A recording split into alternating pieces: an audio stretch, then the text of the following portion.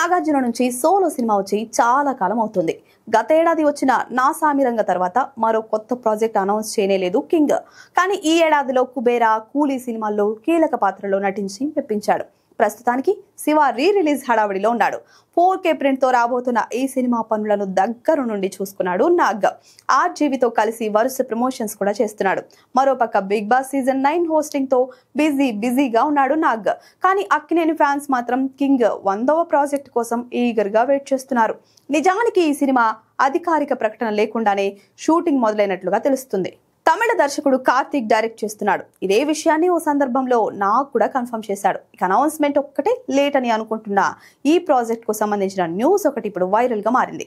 Shooting మొదలైనప్పటికీ కొంత part rush చూసిన తర్వాతే ప్రాజెక్ట్ ఫైనల్ చేయాలనే ఆలోచనలో ఉన్నాడట నాగ్. స్క్రిప్ట్ అదిరిపోయినప్పటికీ ఒక్క సినిమా డైరెక్ట్ చేసిన డైరెక్టర్ హ్యాండిల్ చేయగలడా అనేది కింగ్ డౌట్ అని బోగట్ట. అందుకే అనౌన్స్ చేయకుండా షూటింగ్ చేస్తున్నట్లుగా టాక్.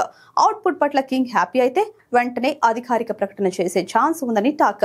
నాగార్జున కెరీర్ లో ఓ మైలు రాయిలా నిలిచిపోయేలా 100వ సినిమా ఉండాలని చూస్తున్నాడు.